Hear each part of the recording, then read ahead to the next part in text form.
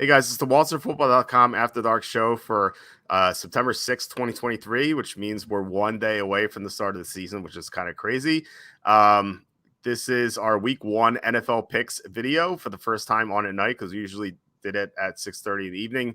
Now we're doing it at night. And yeah, I'm looking forward to this with Jacob Camenker from the Sporting News, of course. Jacob, how are you? I'm doing pretty good. Can't complain. Excited for our first pick show of the season. It's always weird when we get to this point because we've been doing Fantasy Box for a while. The season just sneaks right up on you. We got football in less than 48 hours, and that is a beautiful thing. What is a little less beautiful is, if you guys can see, I'm in the small box tonight, thankfully, but I accidentally shaved off most of my beard. So you guys are seeing me with about as clear as my face has been in the last 12 years or so. So we're going to be growing out the beard playoff style probably from here on out. So hopefully we keep winning and I'm allowed to keep growing it, not shaving it off. But in case you're wondering why I look different, that's probably what's going on, man. Nice. I remember my dad always had a beard when I was a kid. He still does. And he said like one day he was going to shave his beard, and he did. And like I saw him, and like I was like 8 or something. You know, I like cried because I was like, who is this guy? Like he looks so different. So yeah, I definitely hear that. Glad to be in the small box too, because it's been 2 months since I got a haircut. So I need time. I don't know when I'm gonna have time because I have 2 kids, and now it's football season, so I have to find a day to do it. But yeah, so I'm looking forward to seeing how many picks we agree on week 1. I know we agree on 1 at least, but maybe all 16. Who knows? But before we get to that, please hit like, subscribe, comment below, share this video, visit the link in the description for the merch store. All that would mean a lot to us and help support the site and the show. We really appreciate it. So let's get right to it. The first game, Lions and Chiefs. So this says Chiefs by 6.5. This line opened up a 6.5, and actually it was 7 at various sports during the summer. Went down to 5 today because Travis Kelce hyperextended his knee. His status is up in the air. So who do you like in this game? Yeah, so I like the Lions. I liked the Lions at the old number. I'm glad I locked in at 6.5, and I'm very glad about that because it sounds like Kelce is doubtful because of that injury. It's more of a timing thing than a severity thing at this point. I think if he was playing Sunday, you might have more of a questionable status, but where it's Thursday, I think the Chiefs are going to play it safe with him. Not play him and say, hey, Patrick Mahomes, you're going to have to beat the Lions without Travis Kelce. And that could definitely happen. The Chiefs have Patrick Mahomes. They have Andy Reid with extra time to prepare. So it's definitely possible, if not likely, that the Chiefs will win. But I just think that this line is too high based on what we know about the Lions. Look, the Lions offense, they're one of the better units in the league. They don't get talked up enough, but their offensive line is top 3 in my O-line rankings for the year. They have pretty good, great starters, great tackle tandem, all-pro center, and Frank Ragnow. Blocking for Jared Goff, who has proven that when surrounded by talent, he can be an effective starter at quarterback. And he has enough talent around him right now. He's got Amon-Ra St. Brown there. He's going to be a top-tier receiver. Jameson Williams is suspended, but they have a couple other guys like Marvin Jones, a savvy veteran who can help fill in. But the guy I'm most excited to see is Jahmyr Gibbs, a guy both you and I are very high on. He's got great Alvin Kamara type receiving ability out in the backfield, and is just an explosive runner. I think he's going to be for what their offense, what a lot of people wanted DeAndre Swift to be. Swift could never stay healthy. If Gibbs stays healthy, he's going to add a new dimension to that offense, just a consistent high-end running back. And David Montgomery, there is not a bad end of a 1-2 punch there either. So they're going to be able to run the ball a lot, open things up for Jared Goff. I know a lot of people will say, well, their defense is still a work in progress. That's true, but they've added a lot of talent, especially their remade secondary. They signed C.J. Gardner-Johnson. They signed Cam Sutton, Emmanuel Mosley. So they have a lot of new cornerbacks. We saw Aiden Hutchinson and Kirby Joseph step up the end of last year. And I think they got a true 3-down playmaker in the middle of the defense with Jack Campbell. So I think they're going to be better than they were last year. Maybe some growing pains. Maybe they'll still allow some points, especially in a tough matchup against Mahomes. But without having to deal with Kelce, the Chiefs don't have the same number of weapons it's going to be on Mahomes to elevate them. And he can obviously do that, but it's just not going to be as easy for the Chiefs to march down the field and score every time. And the reason I like the Lions so much, though, Chris Jones is not going to be playing in this game, barring some miracle that gets him into camp tomorrow. When Chris Jones has been off the field. The Chiefs have not been nearly as good on defense. And even when he's been on the field and not at the defensive tackle spot, they struggled. If you remember in 2021, they got off to a 4-4 start where their defense wasn't very good.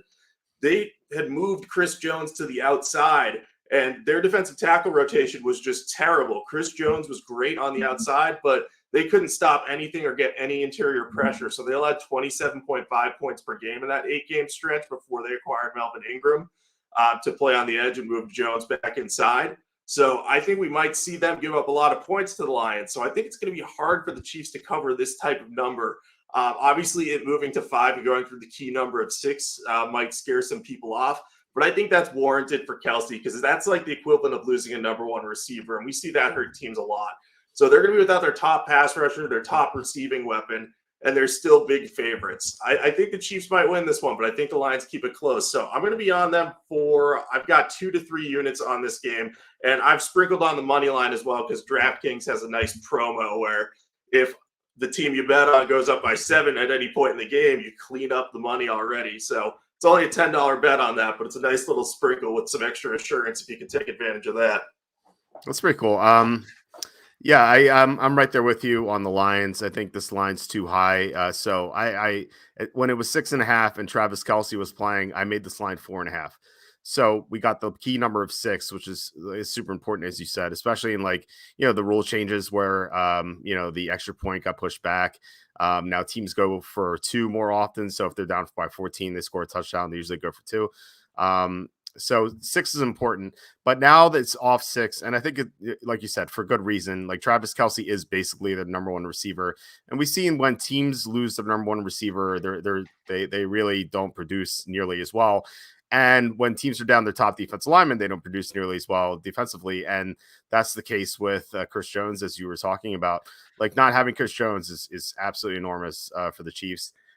So assuming that he's out, I definitely like the Lions for all the reasons you mentioned. I think with Kelce out, the new line, I think I'd probably make it like 3 or 3.5 at most.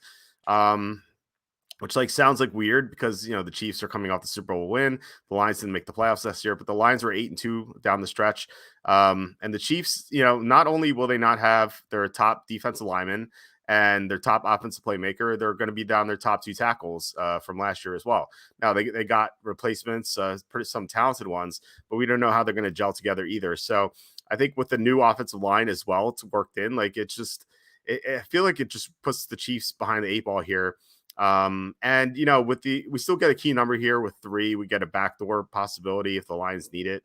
I don't know if they'll need it. I think they could win outright. We're both pretty big on the Lions, and it wouldn't surprise me at all if this is a 3-point game either way. I'm glad we agree off the bat in Detroit. Yeah, this just seems like a great opportunity, and part of me wishes Kelce was playing so we were getting that line, but I still think it's off. I still think public perception on the Lions is on the rise, but I still don't think people view them as a legitimate Super Bowl contender. And I really think they're one of the 2 best teams in the NFC this year. Obviously, that can change and things can break in different ways, but we'll have to see what happens. But I'm glad we're off to a 1-for-1 start. We'll see if that continues as we go on here. Yeah, we'll see. The next game, the Sunday slate, it's Panthers at Falcons. Falcons open up -2.5. It's up to 3.5. Looks like a lot of sharp money coming on Atlanta. It's kind of not really that surprised to see. Who do you like in this game? Yeah, so I like the Falcons too. Obviously, I don't like the number. The 3.5 kind of scares me a little bit just because I think these teams aren't that far off from one another. I think you could say that a lot about the NFC South. But at the same time, I think the Falcons are pretty clearly the better team, or they're my favorite team in the NFC South, I should say. On paper, they have a strong offensive line. They added Bijan Robinson, so their run-dominant offense with Bijan Robinson and a good offensive line is going to look a lot better than it did last year with Tyler Algier, who is good, but just doesn't have that same second gear that Bijan Robinson does. So I think that they're going to be able to move the ball on Carolina's defense, which isn't all that strong. And maybe without Brian Burns, we're not really sure what's going on there. It seems like there's some tension between him and the team as he gets towards his contract. So if he doesn't play, Carolina's defense is going to be in big trouble because they're not going to have really any talent up on that defensive line that's really proven. So I'm interested to see how things develop there. And that might be why we saw this move across a key number of 3, if people really don't think that Burns is going to play. And I think the other part of this is the offensive line for the Panthers did not look good at all protecting Bryce Young in the preseason. And you expect that to get better. They have some young players like Ike Ekwonu, and he'll get better. And I think Bradley Bozeman wasn't playing a ton in the preseason. But they're without Austin Corbett, their starting right guard. I believe he's still on the PUP list. So they're going to be having a replacement over there. And until Ike Ekwonu proves himself, it's going to be really hard to trust Bryce Young because he's going to be under a lot of pressure. And the Falcons have added pass rushing talent. They signed Caden Ellis. They signed Calais Campbell. So this isn't the same Falcons defense that we've seen kind of be meh to not very good. They've added a lot of talent on that side of the ball, and it might take some time for them to gel, but I think this is a good matchup for them. So I'll be on the Falcons. I'm not sure how much I'm going to bet on this. I just wrote that I may not bet on this one, but if I get excited about what I'm seeing out of the Falcons going into that game, I might bet a unit or 2 on it. It's really going to depend on if Brian Burns is playing and, just how I'm feeling about the Falcons in general. But generally speaking, I'm pretty high on them. So I think this is a decent spot for them. Yeah, I think so too. Unfortunately, the number is gone. Like 3 is so important. And I think you can make the case that Atlanta by 3 could be the most likely result of this game. So I think there is like some like merit to taking Carolina plus 3.5 just to play the odds. Although I do think Atlanta wins by more than 3 ultimately. I think it's close though. Like I like if this are still minus 2.5, I would definitely be betting on Atlanta. It's kind of just goes to show that like I've heard the opinion by like some people I actually respect saying, oh, you shouldn't bet NFL games during the summer, week 1 games because your money's going to be tied up for months. But like sometimes you have to get the number, and like if you liked Atlanta and you got minus 2.5 or even 3, you're feeling pretty good. Whereas like 3.5 is pretty rough. So I don't think I could bet Atlanta minus 3.5 now. If like Brian Burns is out, as you said, like I think that would give me a little bit more confidence. But still, I don't know if I could take Desmond Ridder at minus 3.5, like no matter what, like unless they're playing like Arizona or something. I just don't know if I could do it. I don't trust Desmond Ridder to consistently cover that spread. So I think I'm going to stay away from this one. Just to note how important 3 is. So in games lined at 3.5, the result of being 3 occurs 17.5% of the time. Like that's insane. Like think about how frequent that is, like compared to any other line. So I think if you bet a minus 3.5, like you really need a good reason to do so. Brian Burns being out could be that reason. But otherwise, I just can't bet this bad number. So I'm probably going to be staying away unless we get something crazy on the injury report. Yeah, I think for me, it's probably going to be if Brian Burns doesn't play, I might bet a unit on this game. But I'm not like super into this one. Like I said, I wrote that I might not bet on this one. It really depends on that. And I agree with you. I don't necessarily want to trust Desmond Ridder right away. And I also wrote in my notes, I think Arthur Smith is better than Frank Reich, but I'm wary of trusting him and going like whole hog in with him now and just saying Arthur Smith is my guy. Like I've hyped him up a little bit during this offseason. Like I think there may be some Dan Campbell type potential there because he had his guys playing hard despite having poor roster last year. But I don't want to back that in week 1 and then get burned and be like, Arthur Smith doesn't know what he's doing. So let's see what he does before I go full in on the Falcons. It's pretty fair. I don't like Frank Reich at all. So I definitely think that we got the better coach in this matchup though. Question for Frosty, is the Lions money line worth it? I think that I think I mentioned this before. So our proxy for the SuperContest, he's been a professional bettor since 91.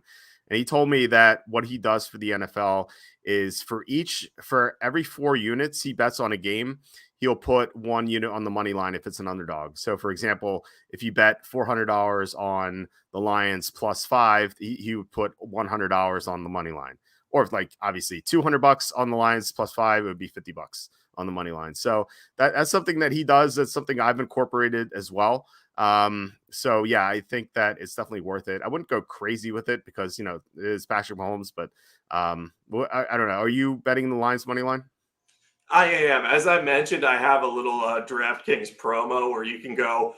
So the promo that DraftKings is running is that if your team gets up at any point, whether you bet the Chiefs or Lions money line, if either of them goes up 7 at any point, your bet automatically cashes, and you can bet up to $25 on it. So if you like the Lions and you think they can win the game outright, my advice would be to take that bet. I think they're plus 185 or plus 190 over at DraftKings. I would take that, and if you're really confident, put the full 25 on them. If not, go somewhere between 10 and 20, and that should give you a decent payout if they do win without completely crushing you otherwise. So that's my plan right now. I have more money on the spread, but I did bet that little money line promo because I think even if they don't win outright, I think there's a chance that if they get the ball first, they score a touchdown. So that's all you need.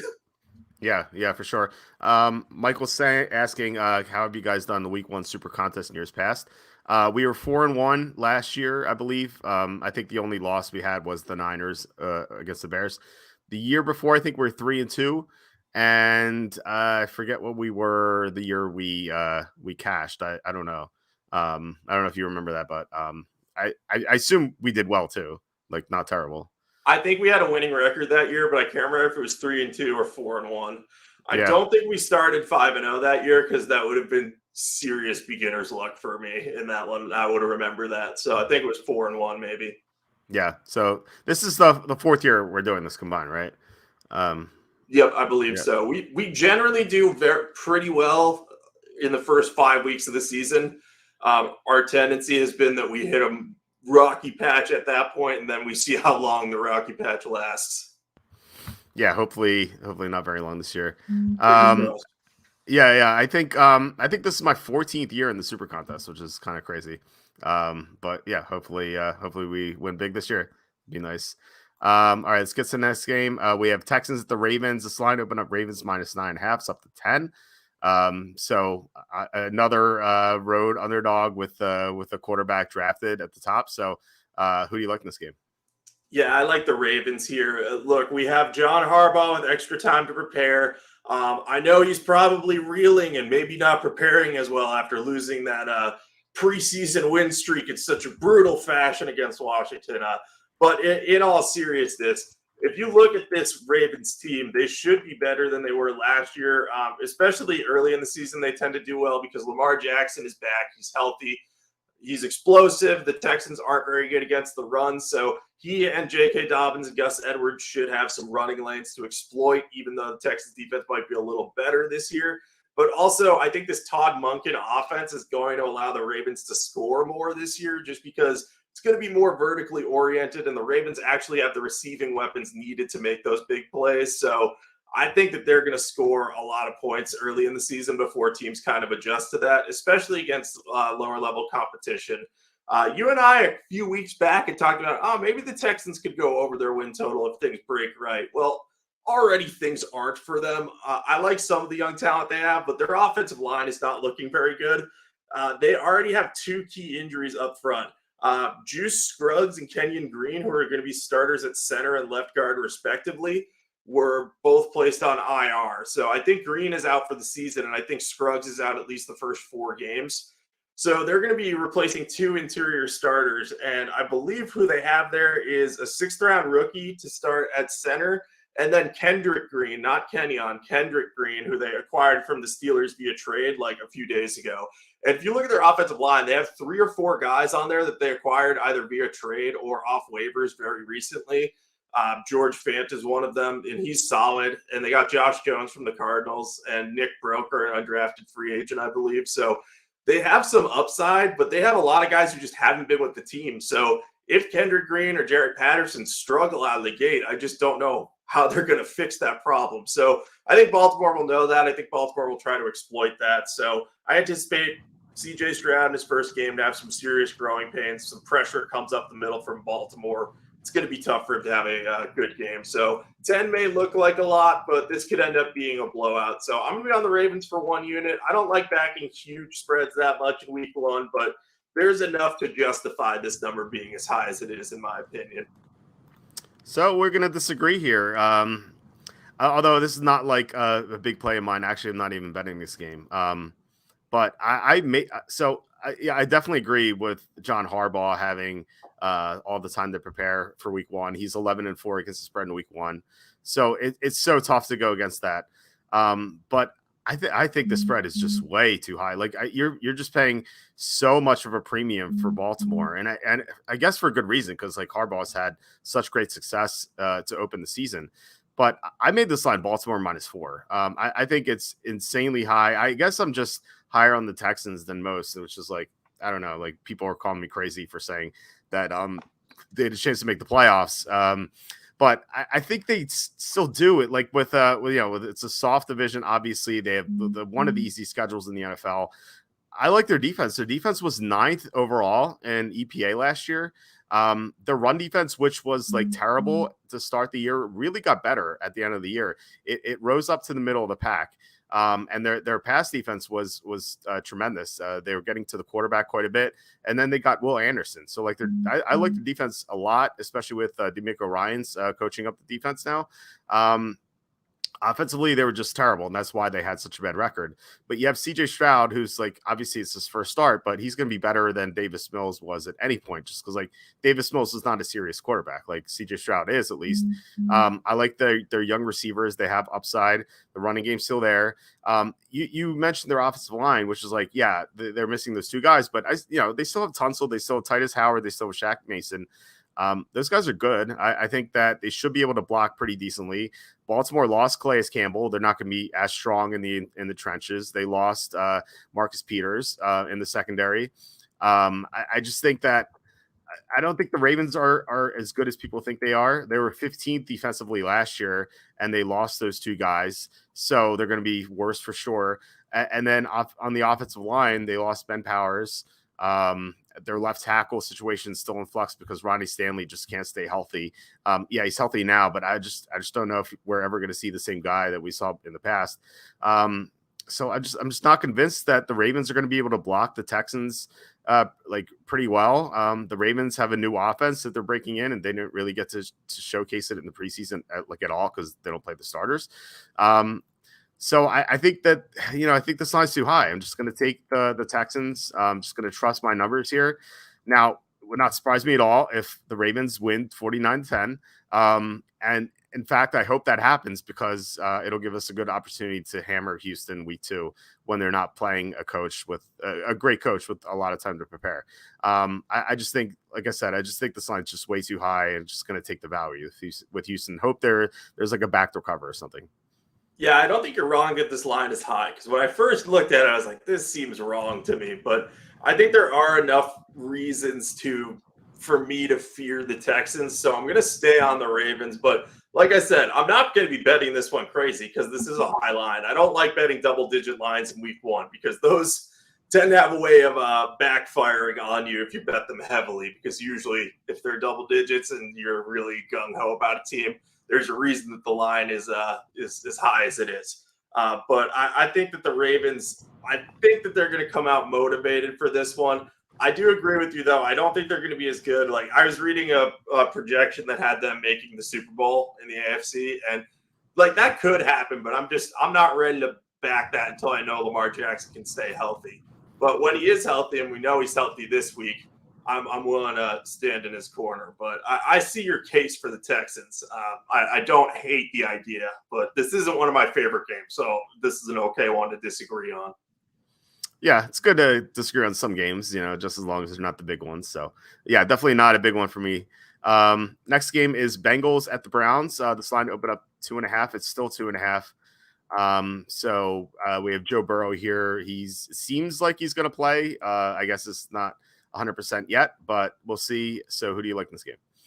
Yeah, so I think I like the Browns here, and there's a little bit to this. The Bengals in the Joe Burrow era have actually not been very good against the Browns. They won their last game against them, but they're 1-5 since Burrow joined the team in 2020. And I'll be honest, I did not look if Burrow played every single one of the games against them in 2020 because he did tear his ACL that year. But the greater point here is that the Bengals have had their share of issues against the Browns. I think the number one problem is their offensive line facing off against Myles Garrett. Myles Garrett's one of the best pass rushers in the league. I think he very well could win Defensive Player of the Year if Cleveland has a big year or if he gets up near 20 sacks, which is certainly possible. And I was looking at the numbers with Orlando Brown against the Browns because he's the big addition that Cincinnati made. He's supposed to fix the problems they've had at tackle. Like last year, they had fixed half their the interior of their offensive line, but Lael Collins on the outside couldn't stay healthy, and then Jonah Williams gave up something like 12 sacks. Orlando Brown's coming in. He's going to play left tackle, and that should be an upgrade for them. But he's not exactly a great matchup against Myles Garrett because Garrett is very fast and athletic. And Brown is a bigger guy with slower feet, so he can block him, but there are just sometimes when he's going to get beat. And last time Brown played against the Browns was in week 1 of 2021 while with the Chiefs. He allowed 3 hurries and a sack in that game, and he graded out with a grade below 50, according to Pro Football Focus, which is, it's in the poor range. So it wasn't one of his better games. So I'm anticipating Burrow might be under some pressure this game. We know he's also coming back from injury. Not that it was a huge one, but we don't know if he's quite 100%. That could impact him. And just the rest of the Browns defense, too, outside of Myles Garrett, has been upgraded, too. They got a serious talent infused on the defensive line with Zadarius Smith coming over. And Dalvin Tomlinson and Shelby Harris are going to help a lot against the run. So I think with that trench improvement, I'm willing to back Cleveland as an underdog, as a home dog here.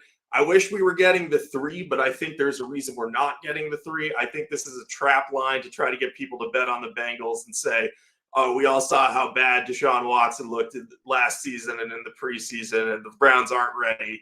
Now, I'm not high on Deshaun Watson's outlook for the entire season, given how he's performed, but I still think the Browns have enough talent on the roster that they can win games like this. So I'm going to back them in this spot. I've got 0 to 2 units listed on this one. So we'll see what I'm feeling as the week goes along. Might depend on how Joe Burrow is sounding going into this game. But I do like the Browns here.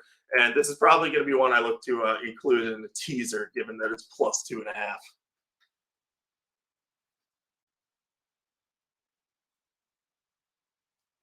Game normally, just like not getting the 3 is pretty huge.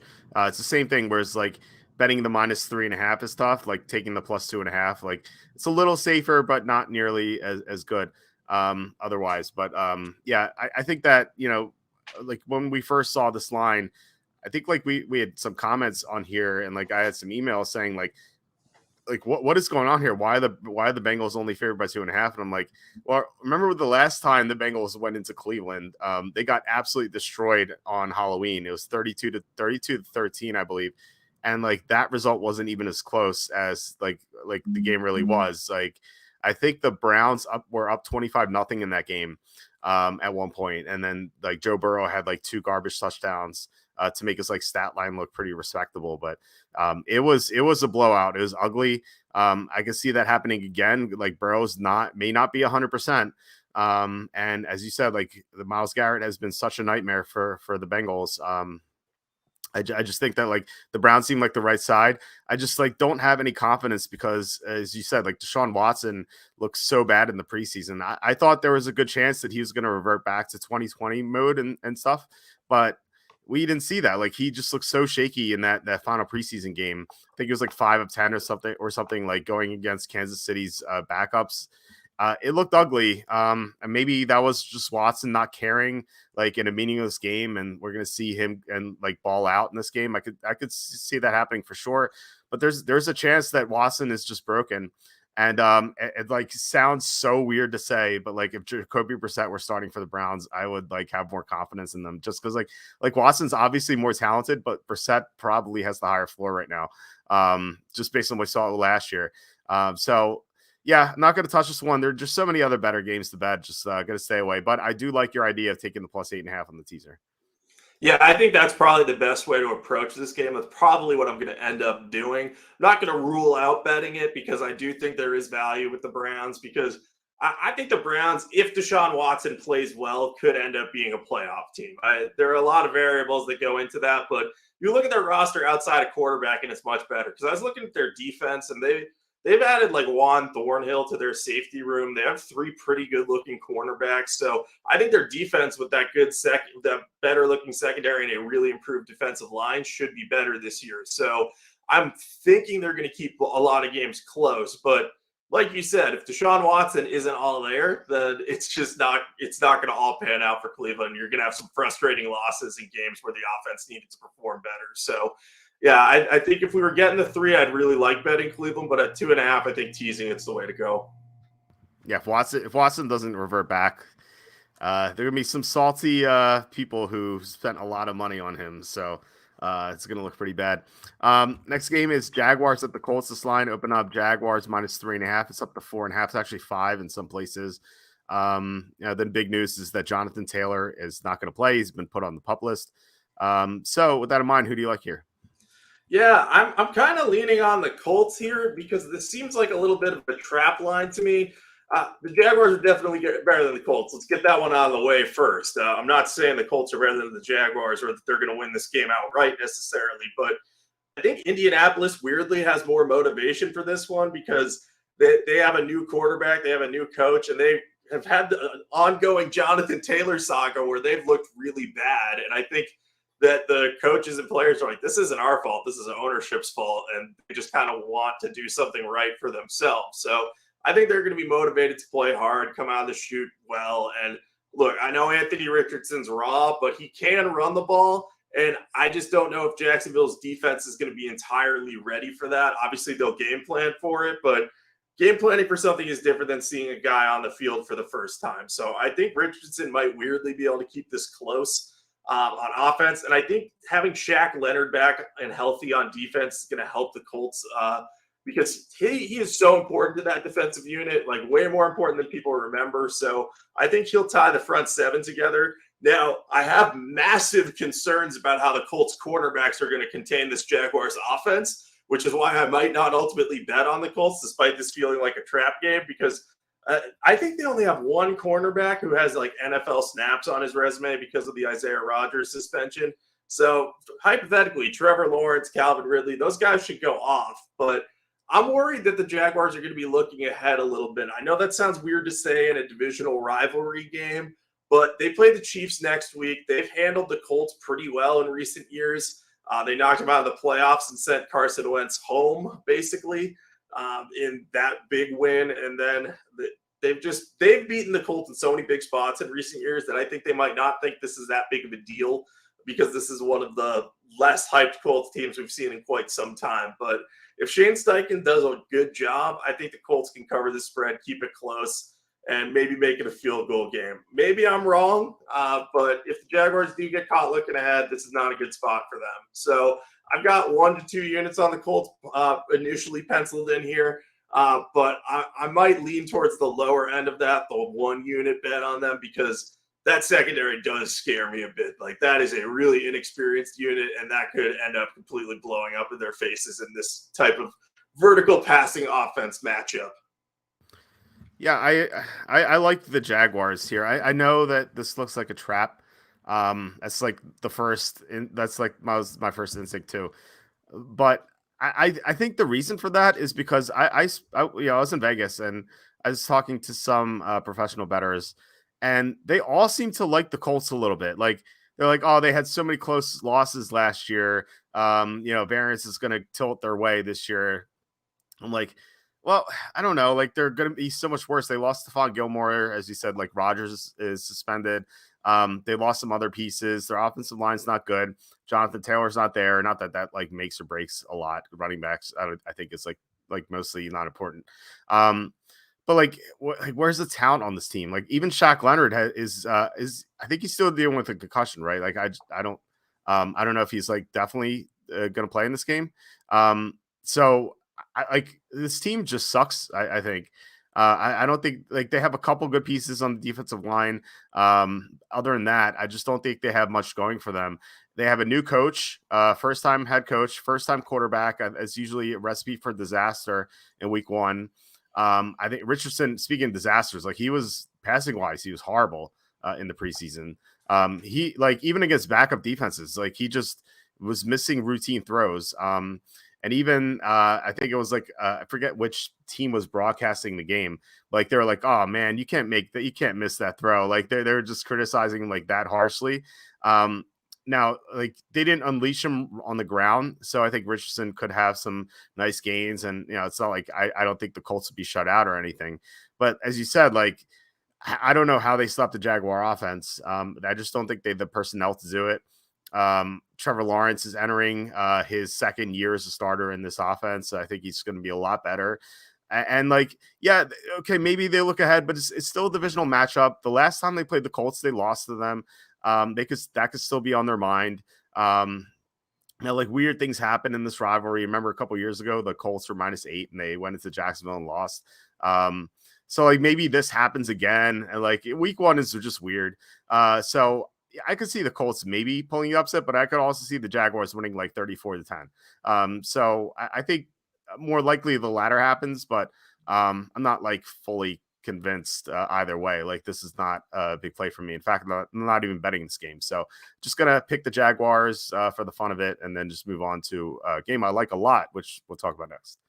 Yeah, I should clarify. I thought Shaq Leonard was definitely going to play. This is my first injury miss of the year, but he is in concussion protocol. So, with that in mind, I am definitely not going to bet on the Colts without knowing that Shaq Leonard is 100%. But I'm going to stick with the Colts just because I still think that, I don't know. I just think that the Jaguars are going to take them a little bit too lightly. But I could see the Jaguars blowing the Colts out. So, it's possible. I don't know. I got like a weird feeling that the Jaguars are more focused on the Chiefs this year because they think that they are going to be a real contender. I almost think they need kind of a down-to-earth moment in week 1. Not that they're going to lose to the Colts, but if they survive a close one against the Colts, that might be like kind of all right, we're still young, we're still improving. Like maybe we would have beaten if we'd beaten the Chiefs last year, it could have been good, but we got to focus on 1 week at a time right now. So we'll see what happens in this one, but I'm interested to see how this one plays out. Yeah, for sure. It'll definitely be fun to watch. With, between Richardson, his first start, running a lot, and then Lawrence with that new offense. Parrot saying Colts haven't won a home opener since 2013, and Richardson passed 6 out of 17 in his last preseason game. That's against backups, yeah. And we get the division winner versus a rookie under 6 is insane to me. Yeah, he did not look good as a passer. Let's just say that. And the Lion King says, starving, hungry lion not eaten since 1957 is clear and present danger. And he's asking if I'm going to revise my pick with TK out. I don't know if TK is definitely out, but like once we get that news, I will definitely update it. So anyway, like I said, let's get to a game I like a lot more. Buccaneers at the Vikings. I know we agree on this one. The line is Vikings -6. It opened 6.5. It's actually 7 at some point during the summer, but it's 6 now. So who do you like here? Yeah, so I know we agree on this one because I accidentally snuck a peek at it when I was looking at the order we were going to do things in. That's the one negative that I have to do is I go through to make sure I have my notes in order. And sometimes if I miss scroll, I see the pick. But I'm on the Buccaneers here for probably 2 units is probably what I'm going to end up on here. Because in its most basic form, this game's going to boil down to whether the Bucs can get pressure on Kirk Cousins. And I know you might be saying, well, they didn't get a lot of pressure last year. What makes you think they can do that this year, given that the Vikings have a really good tackle duo? Well, for one, Shaq Barrett is back for the Buccaneers, and he's coming off a serious injury, but he's still been one of the better pass rushers in the NFL in recent seasons, and his presence is just going to open the door for a lot more pressure. They have a 3rd-round rookie I like, Yaya Diaby, who played at Louisville. I watched him a lot of Friday nights last year, and he just looked really good to me. So I'm excited to see how he does in a pass rushing role. So I think the Buccaneers can get enough pressure on the Vikings that they can, slow down that Vikings offense. I just think Minnesota's still going to score a lot. We saw that last year. But the bigger area of concern is on the other side of the ball. The Vikings defense is going to be better this year because Brian Flores is there. The caveat to that is that it's going to take some time for everything to gel, especially in the secondary. We saw this in Brian Flores' first year in Miami. He had a terrible roster that started the year very poorly, but in the second half of the year started to play better, and the defense kind of slowly climbed up from the bottom of the ladder towards the more average portion of it. That's what I expect this Vikings defense to do this year. because they've lost a lot of talent. They still have some good players there, and they've added Byron Murphy and Marcus Davenport. So I think they'll be good, but they're bringing in a lot of young players in the secondary. At the number 2 cornerback spot, I think Caleb Evans is going to be playing there. Lewis Seen's probably going to be playing more. He missed a lot of time last year with a bad broken leg. So I think those guys coming back, it's going to take them some time to get into the groove of things and get comfortable in Flores' defense. And we just saw them give up so many yards last year through the air. I don't expect that to continue for the whole year, but I think that could be a problem early in the season. And where the Buccaneers have Mike Evans and Chris Godwin, I think that's going to be a tough matchup for them. And I know some people will be saying, do you really want to trust Baker Mayfield behind an offensive line that is shaky in some spots, particularly on the right side with Tristan Wirfs moving? To that, I say, look at what Dave Canales, their new offensive coordinator, did in Seattle with Geno Smith last year. I'm not saying Mayfield's going to get the same treatment there, but if he can just scheme up some quick throws to get the balls into the playmaker's hands and make Mayfield comfortable, it's possible this offense in this matchup could be better than we think. I don't think that the Buccaneers are going to win this one, and I wanted to be on the Vikings here, but at a number of 6, I don't think that the Vikings are guaranteed going to blow out the Buccaneers in this one. I think they win, but I think the Buccaneers cover. So I'm going to be on the Bucs for 2 units, I think. I actually like Tampa to win outright. I think that they have such a big advantage at receiver versus corner. Like Mike Evans, Chris Godwin, like they have a massive advantage against Minnesota secondary, which is just looking really bad right now. Could be better at the end of the year, like you said, under Brian Flores, but right now it's not the end of the year. Like I think Minnesota is going to really struggle there. Tampa's weakness is the offensive line, but Minnesota doesn't, outside of Daniel Hunter, they don't really have a pass rush. They traded away Zadarius Smith. They lost other personnel in the defensive line. So I feel like Baker Mayfield is going to be protected, at least in this game, and also next week against the Bears. But that's not going to be an issue for them at all. So I think that with these big advantages, like an underdog of 6 shouldn't have these sort of advantages, but the Buccaneers do. And they also have the mental advantage in this game because Minnesota plays against the Eagles in 4 days after this game. There's no way the Vikings are like, oh, Buccaneers, like we're really going to take this seriously with the Eagles coming up in 4 days. Like they're at least going to have one eye on that game. I just don't think they're going to take Tampa very seriously. This line is inflated. I think the spread should be about 3. These teams are not that far apart. I don't understand where this line came from 6. I think it obviously there's a lot of negative feedback with Tampa. They barely made the playoffs last year with Tom Brady. So people are expecting them to take a big hit this year. And I think that's actually correct. But Minnesota last year was the team that got so lucky. And now their defense is worse. So I think these teams, like I said, they're not that far apart in the power rankings.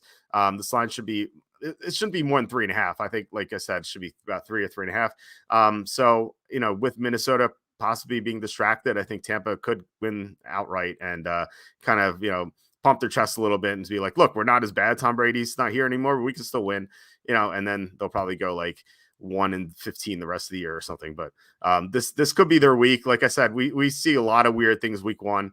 And this could be one of them. Although this, I guess, is not that weird. This kind of reminds me of the Bears 49ers game from last year in a way, where the Buccaneers are a team where you're thinking, oh, they're going to be pretty bad this year. And the Vikings, I think they're going to regress too, but I think they're actually going to, by the end of the year, be a better team than they were at the end of last year, as weird as that sounds, given the personnel they have and the coaching that they have on defense now. I think they're going to be better, but with a worse record, as paradoxical as that sounds. But I think this is going to be a moment where the Buccaneers kind of surprise people. I don't know that they win outright, like I said, but I think this is going to be a lot closer than people think. And yeah, the Vikings playing on Thursday, you should really never bet a team that's at a key number of 6. Never bet a team as a -6 favorite going into a Thursday night game when the matchup is as equal as it is. Even if you really like the Vikings and you say they're clear-cut better than the Buccaneers, I still have trouble saying they're easily going to cover 6 in this one. And I think you'd find a lot of people that would have trouble saying that as well. Yeah. Never say never, but a big favorite heading into a Thursday game, usually trouble. I think that's definitely the case here. Frosty saying, yeah, like the Eagles slaughtered the Vikings. Like, yeah, those are national TV. That was a Monday night game last year. Like the Vikings definitely had that game circled. Cinder saying you said you weren't betting Houston, but you have them down for 1 unit. I stand corrected. Whatever I say on the site goes, not here. So yeah, I forgot that I marked Houston down for 1 unit, but like it's not like a big bet or anything. It just I just thought that line was a little insane. So that's why there was a 1 unit bet there. This is a game I like as well. Kind of curious where you stand on this. Titans at the Saints. This line was 3.5 before the Hopkins signing, and then went down to 3. It's remained at 3. So who do you like in this game? Yeah, I like the Titans, and I'm almost certain we're going to be on the same page with this one. But Mike Vrabel as an underdog is very good, and one of the most consistent bets. If Mike Vrabel's an underdog of 3 or more, he usually covers that. And I don't know how specifically he does it, but every single time he seems to at least cover, if not win outright, those games. We had one of these games recently. I think it was against maybe the Packers, where the Titans won outright as like a 4-point underdog or something. I think that was Thursday night last year. Mike Vrabel, in general, as an underdog since taking over in 2018, is 25-16-1 against the spread. It's a 61% cover rate, and it's 7th best percentage-wise in the NFL. And a couple of the teams ahead of him, the Chiefs and the Ravens, have a much smaller sample size of 20 or fewer, or 21 or fewer games in that span. So it's pretty impressive what Vrabel's been able to do. And I think if you look at what the Titans do well, they like to run the ball. And look, I graded Tennessee as having the worst offensive line in the league in my offensive line rankings, but there is some upside there. And I do like the 2 players they have on the left side, Andre Dillard and Pete Skoronski. So if those guys can block pretty well against this New Orleans front that's turned over a ton of defensive tackles. David Onyemata's not there. Shai Tuttle left in free agency. Caden Ellis left in free agency. He's technically a linebacker and edge player, but they've got a lot of new starters up front. I think Derrick Henry can take advantage of that absence. And I just don't think that New Orleans is really built to take advantage of the weaknesses that Tennessee has. Mike Vrabel tends to get a lot more out of his defense than other coaches would. And I think Derek Carr, maybe he can take advantage of some of the weaknesses they have at cornerback, but I'm just not convinced that the Saints are going to be able to do that. And they don't have Alvin Kamara. Chris Olave should probably have a good game, but I see this kind of being a defensive struggle where the Titans can control the clock. I think they might win this outright. So if I'm getting the 3 with them, where Vrabel's so good as an underdog, you can sign me up all day, any day. So I'll take this for 2 to 3 units. You could probably convince me to do more if I really wanted to, but I just like backing really good coaches as underdogs, especially when they have such a clear-cut advantage in the coaching category, because Dennis Allen for the Saints, as the kids say, ain't it? Yeah, for sure. Specifically, like you talked about Vrabel overall as an underdog. As an underdog of 3 or more, he's 22-9 against the spread in his career. Whereas, like, you want to back good coaches as underdogs, but you also want to fade terrible coaches as favorites. And like Dennis Allen definitely applies there. I think Dennis Allen's the worst head coach in the NFL. Obviously, there's some unknowns who were just hired. Maybe they're going to be worse. Although it's like more unlikely because Dennis Allen has just been so bad. I don't know why the Saints team has gotten so much hype. Like it seems like everyone thinks they're going to be, they're going to be the division winner. And like I just listened to like a podcast. I don't even know what it was, but some guys like my platinum pick for this year is the Saints plus 120 to win the division. I'm like okay, it's so stupid. I don't get it. Like maybe they could, but like there's no value there, and just like not that good of a team. So you said like their pass rush is so bad. Davenport gone, Ellis gone, Onyemata gone. Like these guys are like talented players that they lost, and like they couldn't even get to the quarterback last year. They had a bottom 10 pressure rate, and those guys are gone. The Saints were bad against the run last year. Derrick Henry is just going to have a great game, I think. Saints 25th against the run, I should say specifically. I think this line is just way off. We were talking about how good Vrabel is as an underdog. But I think that the case could be made that that Vrabel should be a favorite in this game. My personal line for this is Tennessee minus 1.5. So the difference between that 4.5 points, which is, if you look at marginal difference, is 10.8%, which is like kind of crazy. Like imagine the difference between picking 50% of the games correctly and 60.8% of the games correctly. It's a tad difference there. If I'm right about the line, we're getting amazing value with Tennessee. So yeah, I'm definitely on the Titans. I'd be surprised if they don't make my card for the Super Contest, unless like it drops to 2.5 on Wednesday and we get 2.5. But as long as it's three or higher, I'm definitely going to be on Tennessee. Yeah, I kind of don't think that it's going to drop to 2.5 because I think the books would then worry about, because I don't think the Sharps are necessarily going to pound the 3 up for Tennessee tomorrow. I think they might going into the weekend, but I think they'd be worried about the public potentially pounding -2.5 for the Saints. Because like you said, they've gotten a lot of hype, and I think it's just because they have the most known commodities of that division. Like people know who Derek Carr is. They know who Chris Olave is. They know who Alvin Kamara is. They know who Cam Jordan is. And I know that this isn't a good reason for anything, but I think people are just looking at that division saying, I don't know what's going to happen. And so they kind of default to the Saints because they know that they have a lot of players they know. And they say, hey, Derek Carr once helped the Raiders win the division. The problem is that was such a long time ago. So it's just the fallacy of trusting what you know versus trying to project things out. And look, we're wrong about things sometimes. Like the time we were like, oh, the Giants are a good sleeper with Joe Judge as the head coach. That didn't pan out, but you know, I always think it's better to project ahead than to pay on past value. And I just think the Saints they've been surviving on past value these last 3 years when they've been mediocre. If any other team was doing this, we'd probably be like, they're not very good anymore. Yeah. And Derek Carr's a no commodity. He got benched last year. Like, yeah, he's an upgrade over Andy Dalton, but not that great. It's not that crazy. It's not like they signed, Aaron Rodgers or anything. Like this is a mediocre at best quarterback. So, yeah, I just don't get it. Next game, 49ers at the Steelers. This line was 49ers -3 for a while, down to 2.5, probably because of the Nick Bosa news that he may not play because he's holding out. So, who do you like in this game?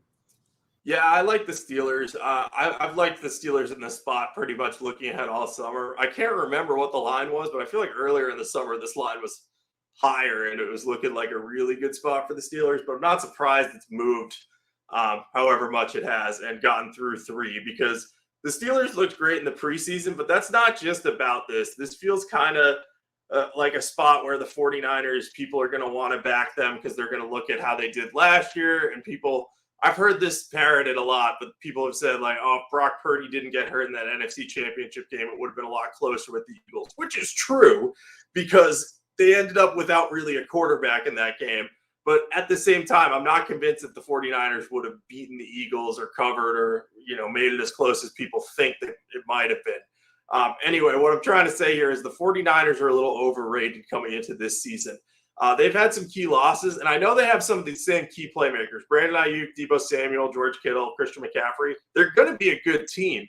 But some of the more underrated losses that haven't been talked about as much, Mike McGlinchey at right tackle. They're going to be replacing him. I don't even know. I think it's Colton McKivitz taking over for him. I believe that's the case.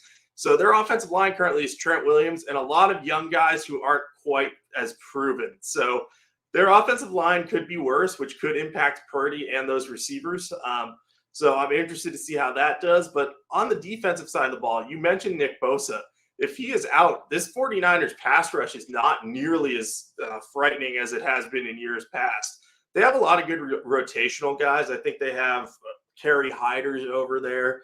They have a few other players whose name I'm familiar with. And they have Eric Armstead at the interior defensive tackle position. But really, they don't have as strong a pass rush. I think, their starters currently are listed as Drake Jackson and Cleveland Ferrell, who did not pan out for the Raiders when they took him with the 4th overall pick. So I'm just looking at this team, and they still have a really good back 7, and I think that their defensive line will eventually live up to the hype if Nick Bosa can play or if Nick Bosa chooses to play. But if he doesn't play in this matchup, they're not going to be able to get as much pressure as they need to on the Steelers, and we've seen that Kenny Pickett has taken a step forward in the preseason, and he should continue to grow like he did during last season and put together a strong performance. And then on Steelers defensive side, they were 8-2 outright with TJ Watt in the lineup. He's fully healthy. going to be able to get some pressure on Brock Purdy, especially if they line him up from Colton McKivitz as an inexperienced right tackle. So I like the Steelers a lot. I'm going to be sprinkling on the money line here as well. And if you're afraid of losing the 3, this is a great teaser opportunity with the Steelers. But I still think plus 2.5. I'm fine with that. I think that this is mispriced for them to be a home underdog here. Yeah, I completely agree. I think the Steelers should be favored. You talked about how the Steelers were 8-2 with TJ Watt last year. They were 1-6 without him. They were 30th against the pass without him. With him, they're 8-2, as you said, and they were 6th against the pass with him. It's a huge difference. The two games they lost to, by the way, were to the Bengals and the Ravens, 2 teams that made the playoffs, including the Bengals who went to the AFC Championship. They actually beat those teams in their other matchups against them. So, like, they beat everyone they played against with TJ Watt in the field. And I mentioned this because, like, first of all, people didn't really catch on to the Steelers last year like we did. Like, we bet them pretty heavily in almost every game when TJ Watt came back. And second, Nick Bosa has the same impact that he does for the 49ers. Like, these are 2 of the best defensive players in the NFL. So when Nick Bosa's out, the 49ers defense is not nearly as good. And if you don't believe me, just look at last year's game against the Falcons. That was the one game Nick Bosa missed last year. The Falcons blew out the 49ers. Now, I know the 49ers are missing some other players in that game for sure, but, they just had no pass rush with Nick Bosa there, and, like, the Falcons just did whatever they wanted to. So, if as long as Bosa's out, I think this is just a clear misprice. I think the Steelers, you could argue that the Steelers should be like as high as 3-point favorites here over the Niners. So yeah, I agree. I think that they're not as good as people think they are. And I think the Steelers are extremely underrated. They added to their offensive line this offseason. They added to their secondary. They added to the linebacking core. Like, this is a stacked team, I think. And the one concern was quarterback. Kenny Pickett had some flashes last year, but he looked dreadful at times. But he looked amazing in the preseason. I don't know how real that was, but he looked really good. And it kind of makes sense with an improved offensive line and 2 dynamic receivers. It's pretty logical that he would take a big leap like this with experience. So as long as it wasn't like a complete mirage, I think the Steelers have a great chance to make a deep run into the playoffs. They're my best long shot to win at 60-1. And I think they're definitely going to win this game as long as Bosa's out. So, as long as Bosa doesn't come back, this is going to be one of my higher plays as well. Yeah, I think it's just a perfect spot because I think also this is probably the real trap line of the week for the public, right? Because the public seems to like the 49ers. And I think they like the Steelers too. I think people want to be on the Kenny Pickett bandwagon, but I think a lot of people are going to be saying to themselves, they're going to look at his stats from last year and be like, oh, he didn't have that many touchdowns. And he threw a lot of interceptions. But if you parse it out and you look at it like game by game, he threw like 7 interceptions in his first 3 games or something like that. Maybe it was 5. And after that, he barely turned the ball over. So he showed like real on-field growth really quickly. So I'm pretty confident in him coming into this season. And I think that the 49ers are in for another, week 1 loss on the road like we saw last year against the Bears. And I know that came in like a monsoon with Trey Lance trying to play quarterback and just not being confident in that weather. But I still don't like them in this scenario. Yeah, I think this is a trap of sorts. I think there's an even bigger trap that we'll get to in a little bit. This one's not it. Cardinals at the Redskins. No one's betting the Cardinals. The Redskins were -6. Now they're up to 7. I guess because of the Colt McCoy news, which was still bizarre. Anyway, who do you like in this game? Yeah, I wrote down in big capital letters, "Ugh." That's what I wrote on my notes. And I also wrote, "Welcome to the first Go Girl game of the year." So this is a game I am extremely uninterested in betting. And I'll tell you why. I love Washington's talent. I think the Commanders are going to be good this year. I think they're going to exceed expectations. They could make the playoffs in the NFC. NFC is weak enough, and I'm a believer enough in Sam Howell and that receiving core and that defense coming together. I think it's possible that they could make a nice little run. But am I confident that they're going to win by 7 in week 1? That is where they lose me here. We're giving up all the key numbers to back Washington in this spot. And I don't think the Cardinals have much talent, but I didn't think the Bears had much talent last year. And they managed to beat the 49ers outright in week 1. So with all the weird stuff the Cardinals are doing, like we don't know if Josh Dobbs or Clayton Tune is starting. They're listed as co-starters on the depth chart. Maybe they'll play two quarterbacks. Like it could just get really weird in this one. And Arizona could somehow position itself for a backdoor cover, or they could just confuse Washington so badly that the Commanders come out really frazzled and it ends up being like a grinded out type of game. And Sam Howell might have some jitters being the week one starter. I know he hasn't shown any. He was our Sporting News preseason MVP, which is chosen by me. So not exactly a huge committee. I do have to get approval on that. But I thought he looked good in his one start last year. But, the pressure being a week one starter at home could get to him a little bit. And maybe he'll settle in, but it could take like a quarter or two. Sort of like Joe Burrow and LSU in the national championship game against Clemson, where they started real slowly and then kind of caught fire. So long story short, I think Washington should win this game and they should blow out the Cardinals, but I'm just not confident that they will. And I just don't want to give all 7 points here. So I'm not betting this game either way, whichever side I'm choosing. I penciled in the Cardinals as like if I had to make a pick, I would do that because you're getting all the key numbers. But I don't want to back the Cardinals. You could easily convince me to just be like, Washington is my pick for nothing. But I'm just not interested in this game. I'm curious to hear if you have anything stronger on this one than me. No, I have a couple of interesting things to say, but not about this game. I was like, when you were talking about your preseason MVP and that you needed approval, like I just had like this skit in my mind because you said you're the only person on the committee. You're like, you like go into an office for approval and you walk in and then the camera pans to the other side of the desk and it's you there and like you're just like, yeah, I approve of this, and like you just like you hand it back to yourself. So I was actually on the phone with our friend Quacky Takes, where this is like maybe a month ago. And we're talking about like the week one games, and he's like, "Yeah, do you have any interest in betting the Redskins at -6?" I'm like, and I said, "quote There's no way I'm laying 6 with this stupid Redskins team." And now it's 7, so I just can't go there. But at the same time, I can't bet on a terrible team with a terrible quarterback. That's like a recipe for disaster. Those teams usually don't cover. It has to be both, by the way. Like not like a mediocre team with a terrible quarterback because they can survive, or not a terrible team with a mediocre quarterback because those teams can play well. Like like for example, the Texans last year with Davis Mills.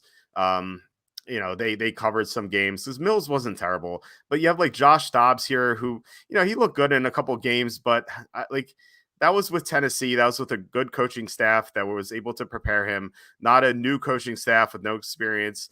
And like, I think Arizona is just going to be so much worse than Tennessee was last year. Plus Dobbs has no chemistry with this team. And then you have Clayton Tune, who's like a complete unknown.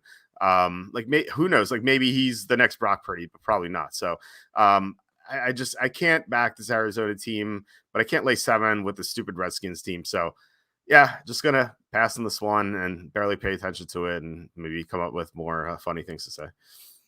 What did you pencil in on the side? I'm curious to see if we're on the same side of this game that neither of us want. It was, sorry. Yeah, I penciled in Redskins -7. Okay, so we're on opposite sides of this game that neither of us really cares about and are definitely not going to bet. That's how you know it's a go-girl game, when neither of us care and we end up on opposite sides anyway. Yeah. We should probably just move on. But Parrott has a cool record. He has 49ers are 5-10 without Nick Bosa, which tracks, along with the TJ Watt stat I mentioned, or you mentioned first. And Big Chungus says, for what's worth, I've been targeting Pickett as my QB2 in fantasy. I usually don't like to have a QB2, although in our league I drafted Anthony Richardson. But, I like the high upside guys. I think Pickett has some upside for sure. So, if you have a QB2 on your team, I think Pickett's like a good candidate for that. So let's get to the late afternoon games. There are 5 late afternoon games than the Sunday night and Monday night. This first one is Packers at the Bears. This line to open up Bears -2.5. It's been dragged down to 1. There's been sharp action coming in on Green Bay. So who do you like in this game? Yeah, it doesn't surprise me that the Sharps are on Green Bay, and I'm with them here. I think earlier in the offseason, I said I was excited to potentially bet the Bears in this game. But Jordan Love has really looked pretty good in the preseason. He was one of 3 quarterbacks to throw at least 3 touchdowns and not turn the ball over. The other 2 were Sam Howell and Aiden O'Connell, both of whom made the Sporting News preseason all-star team, which is also decided mostly by me. So anyway, Jordan Love had a really good preseason in limited action, and I think that's gotten people thinking a little bit differently about this Packers team. I still think that they're in for a step back, or maybe they're stuck in neutral this year as Love gets more experience, but there's a reason that they were confident to move on to him, and he must have looked really good in practice, because otherwise they would have probably tried to find a way to salvage the relationship with Aaron Rodgers for one more year and maybe traded Love elsewhere, as illogical as that decision would have been. But I look at this roster too, and I think that as much as the Bears have improved, I think the Packers have a little bit of a better roster than I gave them credit for. There's some concerns about their depth overall, but with them fully healthy for the most part right now, I know Eric Stokes is on the PUP list. Their defense looks okay. There might be some problems stopping the run, but Rashawn Gary's back, so their pass rush with him and Preston Smith should be okay, especially as they mix in Lucas Van Ness there. They have better linebacker play than they've had in recent years. They're still have two good starting cornerbacks and some experience at safety. So I think their defense can slow down the Bears' offense. And more importantly, I'm not sure that the Bears' defense is going to be fully gelled for this game yet. They signed a couple of big-name linebackers, but they still aren't fully there in the secondary. They got a lot of young people there, and their pass rush isn't very good. They signed Unique Ngakoue, but he's not very good against the run, I think. He gets a lot of pressure, but he can sometimes leave gaping holes in the running game. So that'll open up some opportunities for Aaron Jones and A.J. Dillon. So I think the Packers can win this one. I think both teams are going to be motivated. The Bears to finally say, hey, we could beat the Packers, and we're going to start the post-Rodgers era right. But I think the Packers are going to come back and say, hey, all the Bears fans think that they're going to win this one. Nope, we still have their number. So I don't know. I think that these teams are pretty equal. So I'll take the Packers as a road dog. I think they have the better coach. And I think that their teams are somewhat equal, but I think that the Bears have more holes in their roster as currently constructed than the Packers do. So I remember you had the Bears making the playoffs. So do you remember what your projected record was for them? I want to say it was 9-8, but I am going to release new playoff projections, and they might not make it in, but I think they were 9-8. Okay, that makes sense. I've seen some people, a lot of people on Twitter, have like projections of like 12-5 for this team around there, and I'm like, how do you get to that conclusion? Like, this team has no substance to it. Like, yeah, they have some cool features, like those two linebackers you mentioned, Justin Fields, obviously, DJ Moore. I like Khalil Herbert. But like, this team, it just has so many holes, especially with Tevin Jenkins injured. Their offensive line is not going to be as good as we thought it would be. And then they have no pass rush. Yeah, Ngakoue's there, but I don't know if I completely trust that. I just don't think they're going to get to the quarterback at all. It wouldn't surprise me if they have a bottom 5 pressure rate in the NFL. And they have no run defense either. Their defensive line is so depleted. Their secondary, their cornerback's not great either. So like, when I was looking at these teams, I was like, man, like, where are the Bears better than the Packers? I think you could probably say quarterback, though not certainly, because like maybe Jordan Love is better. Like, who knows? I would say number 1 receiver and off-ball linebacker, and that's it. Like, everywhere else, the Packers are better or equal, and usually better. And I think that, or maybe safety, but like, still, I think the Packers are just a lot better than the Bears, and I think they should be favored in this game. Like, I think the wrong team's favored. And it's not a surprise that the Sharps are on the Packers. So yeah, I'm going to be on the same side as the Sharps here, not intentionally. Just I was kind of glad to see that, because when I was like first dissecting this game, I'm like, at first, like, my instinct was like, okay, I'm going to take Bears. You know, Fields going to be better this year. He has DJ Moore. But the more I thought about it, I'm like why are the Bears favored? I think the Packers are just better. So that's the conclusion I came to. I like the Packers quite a bit. Yeah, I think part of this whole thing was we just all needed to see that Jordan Love kind of had it, and we did.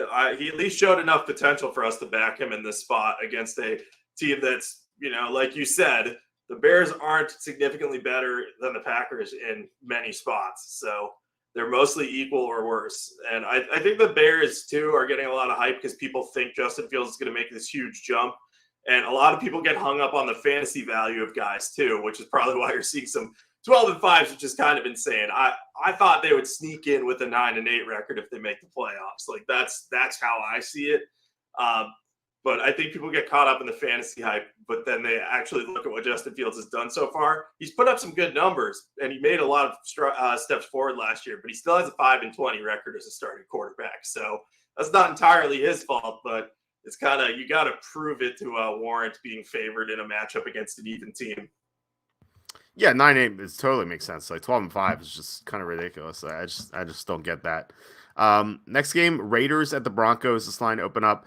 Broncos -3. It's up to 3.5. So who do you like here?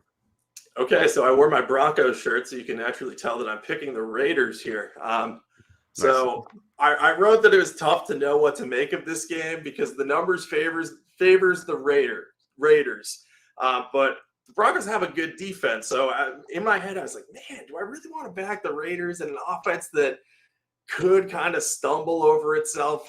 We don't know how Jimmy Garoppolo is going to look in there. Do I really want to back them against a really good defense?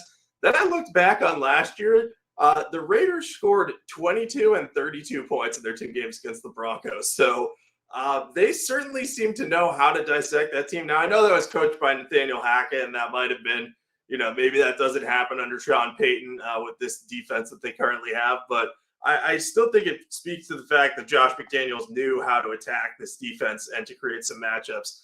And beyond that, this is a divisional rival game, and the Raiders tend to play hard against division opponents, even when they're not good. So I think that the Raiders have a chance to keep this one close, especially when you look at the injuries on the Broncos side of the ball. They're down to 3 healthy receivers on their 53-man roster: Cortland Sutton, Marvin Mims, and Brandon Johnson. They'll probably be calling up some guy from the practice squad. I can't remember exactly who is down there. I'm trying to remember, but it's not coming to me right now. But either way, they're going to be really thin at receiver. So if Mims struggles in his first game as a rookie, or if Sutton were to get banged up, you're talking about Russell Wilson having to make plays against, not a good Raiders defense, but down his number 1 receiver, and then just with such little depth at the position. That's not something that I really feel like I should be betting on, especially in a game where the spread's up at 3.5. So I just don't think the Broncos can properly take advantage of the weaknesses the Raiders have. That's where I'm currently at. I think this is going to be a low-scoring game. And I know a lot of people will look at last year. Jimmy Garoppolo really struggled against the Broncos defense with the 49ers early in the season. So they might be saying, could the same thing happen here? It could, but at the same time, I just don't trust the Broncos offense yet. I'm going to need to see it to believe it. There's just not enough for me to trust the Broncos at a bad number of 3.5. So I'm on the Raiders right now. I've got 0 to 2 units penciled in. It depends. Like, there's some weird stuff going on with Chandler Jones where he was like, I want to leave the Raiders on Instagram, and then he deleted it. So I don't know what's going on there, but if there's extra drama in the Raiders locker room, I might be like, I don't want to bet this, but 3.5 at the Raiders seems better than 3.5 at the Broncos here. So you said, Redskins Cardinals was your go girl game. I think this is mine. Like, I have no feel for this game at all. Like, I think like a couple months ago, I think it would have been on the Broncos, just because I thought they're going to be a lot better this year. They had new coach. It's going to be a lot better than the old one. Just don't think it's going to be the case. But then they had all those healthy receivers. They still had Tim Patrick healthy. They still had Jerry Jeudy healthy. It's not the case anymore. Their offensive line was such a big disappointment in the preseason. Garrett Bowles looks cooked. I don't know what happened to him. I thought his return was going to be huge. And it hasn't been. Like, he just looks so bad that the beat reporters are talking about like just trading him for like a late round pick. Just seems like such a disaster here. So like, how do you back a team like that at -3.5? Like, you just almost have to take the Raiders, right? But then, like, there's been so much negativity with this team. Like, yeah, the Chandler Jones thing. You had Devontae Adams complaining about the coaching staff. You have this new quarterback here with Jimmy Garoppolo, who is not going to be as good as he was under the 49ers because, first of all, it's the worst coach. Second, worst offensive line. The Raiders have a bad offensive line. Like, how are they going to block the Broncos? Just like, I just don't have, like I said, no feel for this game at all. I guess I'll just try to learn something from it, but I just don't know, because, like, one game sample size could easily be misleading. So yeah, like I said, I penciled in the Raiders here for no units, but I'm not going to bet this game. I can't like really decipher it at all. Yeah, I think that's a fair way to put it. The only reason I put potentially up to 2 was because the number just strikes me, given all the issues that the Broncos have. But like you said, I don't want to back the Raiders with all the drama that they've got going on. The other thing too is like Josh Jacobs was holding out most of the summer. He's back, but is he going to be in shape? Is he going to? Obviously, he's in technically a contract here, so he's not going to not play hard. But it's just hard to know what to expect from him. And if him and Devontae Adams are checked out or not buying into this, then that Raiders offense could look really bad against a good defense. So this game could be like 9-3 Broncos. Like this could be real ugly. So I think you're right not betting on it. That's probably going to be my course of action too. Yeah, it could be ugly like that. Big Chung is saying Raiders under 6.5 for easy money. You're probably right about that. All right, next game is let's get to it. It is Dolphins at the Chargers. This line opened up Chargers -3, I believe. Chargers -2.5. It's up to 3. So I like this game quite a bit. So who do you like here? Yeah, I think the spread in this one is just about right. So I contemplated this one for a bit, and I ultimately settled on the Chargers. And the more I thought about it, the more I liked it. We've talked about this ad nauseum and with his brother on this podcast earlier, but Joey Bosa is going to be back. He played in 2 full games last year, 90% of the snaps or more. That was all he was able to do because of injury. He was limited down the stretch. And that's really one of the things that really hurt the Chargers last year is not having Joey Bosa for most of the season. But he played most of the first 2 games of the season, and the Chargers covered both of those games. They covered a 3.5-point spread as favorites against the Raiders in week 1. And then in week 2, I think that was when they got that backdoor cover against the Chiefs. So you might not want to read into that one too much, but the defense did enough to keep Justin Herbert and his broken ribs in that game.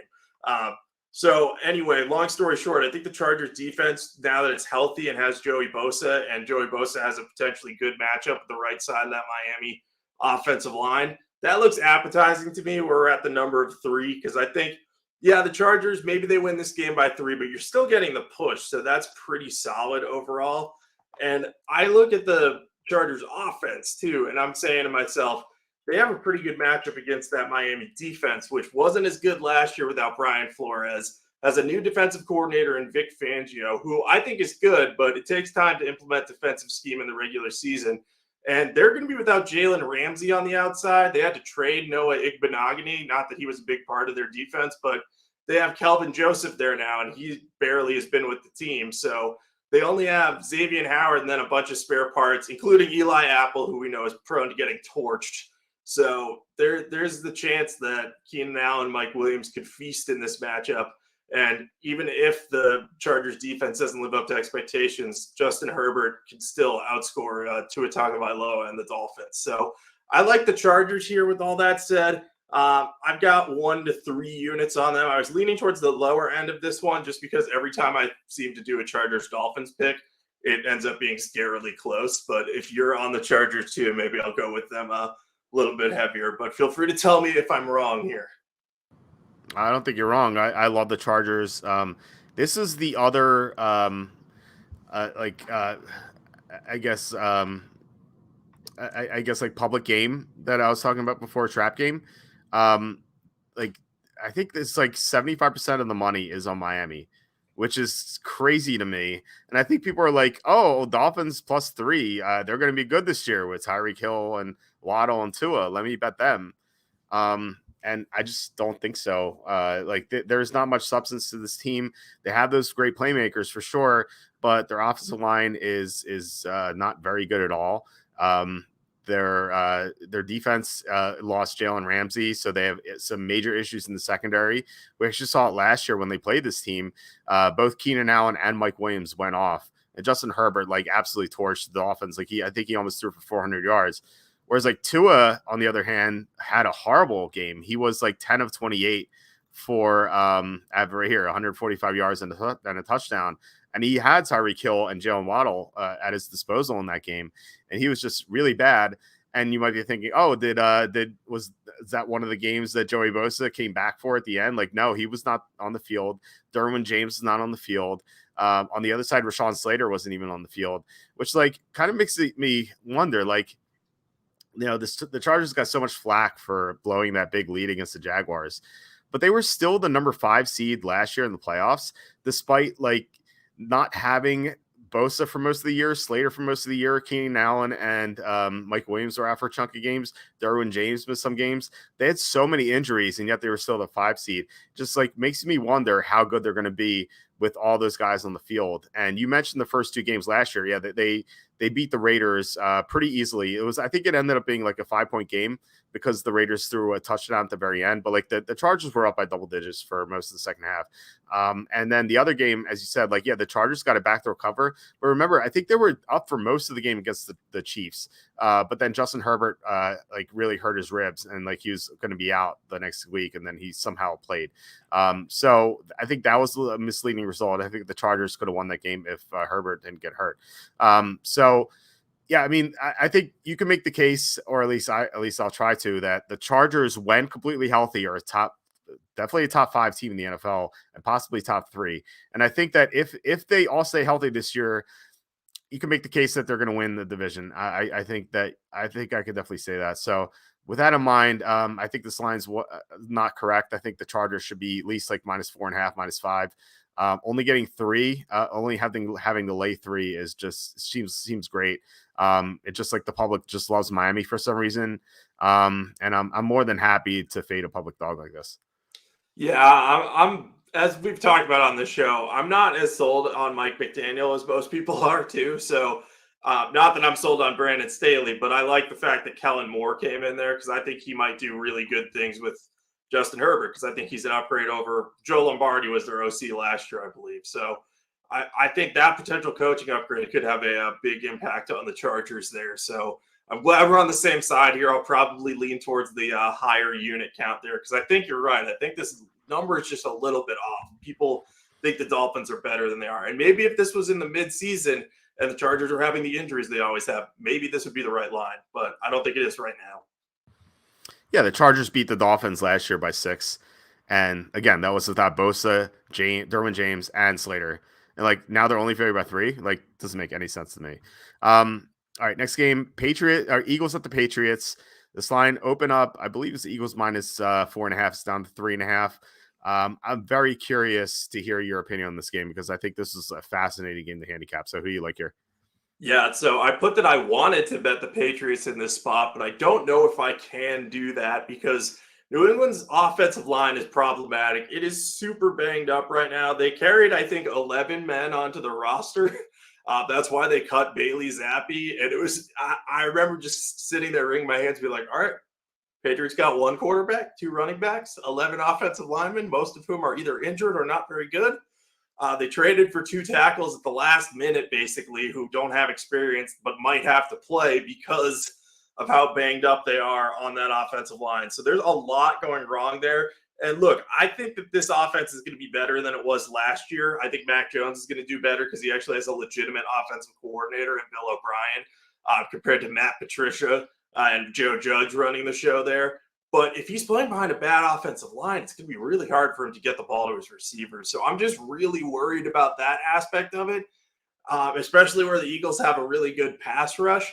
But at the same time, I look at the Patriots defense and I say, this is a pretty good unit. And Bill Belichick's usually pretty good about eliminating some of the matchup advantages that opponents may have on that side of the ball. So I don't know if he's going to try to scheme away Devontae Smith or A.J. Brown. I would think he'd go after Smith because Smith had 0 catches week 1 last year.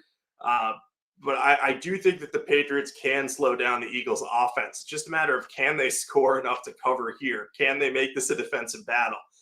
I'm not sold on that happening. But at the same time, with the Eagles having that Thursday night game against Minnesota, not that I think they're going to overlook the Patriots and Bill Belichick, but they might take their foot off the gas late. That could open up the opportunity for a backdoor cover for the Patriots. I know it's a smaller line and you're less prone to backdoor covers on 3.5, but the Eagles are up 10 late and they let the Patriots score a touchdown with 5 seconds left. I mean, then you lose this one and that's going to hurt pretty badly. So what I have penciled in is Patriots plus 3.5 for no units. I don't want to bet on this one. I think if the Eagles didn't have that Thursday night game, I would say that the Eagles are the right side here, and I might even consider betting it. But I just don't know that they're going to fully take the Patriots seriously in this spot. And maybe I'm wrong, but I'm interested to hear your thoughts about this one because I hemmed and hawed about this one for a good long while. So we're on the same side. I have Patriots plus 3.5 for no units. I think something that like can't be overlooked really is the massive coaching advantage the Patriots have here. And we talked about how like Vrabel over Dennis Allen was a big coaching advantage. Not that like Nick Sirianni is a bad coach by any means. Like I like him. But this is really Bill Belichick having all summer to prepare for this game versus a coaching staff with 2 new coordinators. I just think that this is a big advantage for Belichick, and I have to think that he should be able to outsmart the coaching staff of the Eagles. Especially with having a new, actually a real offense coordinator at his disposal. So that's one big advantage for the Patriots. The other is, as you said, the Thursday night game for the Eagles. Like, I don't know if they're going to be super focused for the Patriots, like a non-conference team versus an NFC team that made the playoffs last year. Like, it just seems like the Vikings would be more on their radar than the Patriots. And I was like, okay, so I like the Patriots. And then I kind of remembered something that you have to really remember against when you bet Bill Belichick teams or fade them. So Bill Belichick, for some reason, like one of the most brilliant coaches in the NFL, he's had 2 blind spots. I think one is the receivers outside of Randy Moss and Wes Walker, and here like the slot receivers. Obviously, like he just had like a huge blind spot with these receivers. Like he just hasn't done well with them. But the other one, and pertaining to this game, is his ability to stop mobile quarterbacks. Remember last year against Monday night against the Bears, Justin Fields just like ran right through that team. For some reason, I don't know why Belichick can't stop mobile quarterbacks, and Jalen Hurts obviously applies. This is the first time that Jalen Hurts is going to see Belichick, which like you would think would give Belichick an advantage, but it really didn't. Like against Fields last year, it didn't. So I think the Eagles have a good chance to really score a lot here against the Patriots defense. And then, as you said, the Patriots can't block. So like the coaching advantage and psychological like really favors the Patriots, but then you have the personnel really favor the Eagles. So like that's why I said this was so fascinating. I don't know where to go with this. I think that maybe if the Eagles are distracted, the most likely scenario here is the Eagles winning by 3. So, as I said before, games lined at 3.5, like 17% of the time lands on 3. So, which is pretty big, and you can't ignore that either. So, I think I'm just going to side with the Patriots and enjoy this game, but I have a tough time, like finding out, figuring out which side to pick. Yeah, there are some real just dueling factors in this one, and the mobile quarterback thing scares me. The pass rush thing scares me. But we've also seen teams coming off of Super Bowl loss in recent years kind of experience that Super Bowl hangover a little bit. It might hit the Eagles just because they have 2 games in the first 5 days of the season. At some point, they're going to be maybe not quite firing on all cylinders. And I think that might happen in this game because Bill Belichick's such a good coach. But we'll see what happens in this one. I think we're right not to bet this one. Yeah, Matthias, there you are. Yeah, I thought he'd show up with our Vikings prediction, but he says Eagles minus 3.5. Patriots going to struggle, which could certainly happen. Yep, totally. Matthias, I do want to say I'm looking forward to watching the Vikings play this year because they got Brian Flores now, and they just got David Questenberry, who I really like. So it's going to be a fun year to watch the Vikings. Yeah, for sure. So last of the late afternoon games, we have Rams at Seahawks. This was Seahawks minus 6.5. It's dropped to 5.5. Lots of sharp money coming on the Rams at 6.5 and 6. So who do you like in this game? I do not agree with the sharps on this one. I like the Seahawks more here. I can get why the sharps are doing what they're doing to an extent because the Rams are healthier than they were last year. Their offensive line should be better. And Aaron Donald's going to be around and probably motivated in this one. But I just think the matchup for Seattle is so much better here. Look, if Cooper Kupp doesn't play, who is Matthew Stafford going to throw to?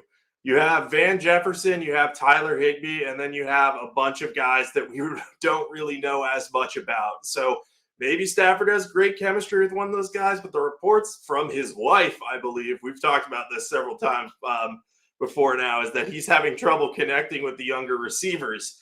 So if that's the case and Cup's out, he's probably just going to try to funnel targets to Higbee. And I don't know, maybe he has better chemistry with Tutu Atwell or something. But I just think with what the Seahawks have on defense, Tariq Woolen can help take away one side of the field or one of the top receivers if they have him shadow Van Jefferson.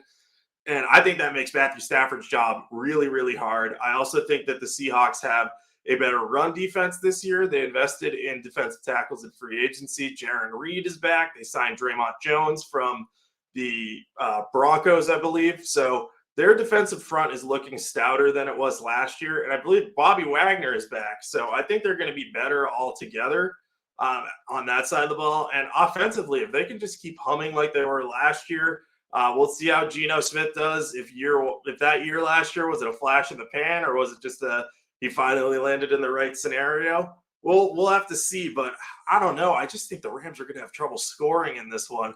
Maybe the Sharps does something I don't, or maybe Cooper Kupp is actually going to be okay, but I think he's going to be out week one. And if he is, I'm going to be on the Seahawks here. I have 1 to 2 units on this, so it's not a huge bet. But the fact that we're getting 6 with Cooper Kupp's absence on the Seahawks is just, that makes me want to back them. Yeah, I mean, we have a big disagreement for the first time. I love the Rams. I think there's a chance they win outright. They played twice at the end of last year, and it's like, okay, valid point. Like, Cooper Kupp's out, who's Stafford going to throw to? But the first time they played each other, it was John Wolford throwing to bums because Cooper Kupp was out anyway. And then the second time, it was Baker Mayfield throwing to bums. And like the first matchup, the Rams were up with like a minute left, and the Seahawks had a win at the end. They won by 4. In the second matchup, it went to overtime, and the Rams had a chance. They had the possession in overtime. The Seahawks ended up winning, unfortunately, for a Lions bets and whatnot. But the fact that the Rams almost beat the Seahawks twice last year without Stafford in both games, without Cooper Kupp in both games, and without Aaron Donald in both games, tells me that like this line is just way off. And my line for this is Seattle -2. I think this is on the wrong side of 3. I think these teams are pretty even. I don't buy Seattle's upgrades at all. I think Draymond Jones, I think he's a good player. I don't think he's great by any means. I don't think he's going to be that much of a difference maker. Jaron Reed, same thing. I don't think he's that good. Bobby Wagner's so old. Like he had a decent year last year, but the year before he was just a bad player. Like, I don't know. I'm not convinced that he's going to be the answer they're looking for. Maybe they're going to be a little bit better against the run. I just don't think they're going to be that good against the run. I wonder how they're going to get to the quarterback. Like overall, Seattle's defense was atrocious last year. I have them at I think they were 32nd against the run last year, so they're going to be a little bit better. But as passing wise, they were nearly as bad too. Like they just couldn't stop anything last year. There's a reason why down the stretch, like they just lost most of the games. Like the one game they really won was against the Jets, where Mike White was playing with bruised ribs. And yeah, they beat the Rams twice, but they had to eke by those games. And they got trashed when they played good teams like the 49ers. Like this is like Minnesota light, where like we always faded the Vikings down the stretch, and like Seattle's the same sort of deal. Like they were just so overrated because of their start. And now their offense seems good. Like Geno Smith's there. I like his work ethic and stuff like that. Something to consider, though, is that Geno Smith had the most dropped interceptions last year. He got so lucky at times. I think there's a chance that he regresses a little bit. And even if he regresses like 10%, like that's going to really hurt the Seahawks because their defense is so bad.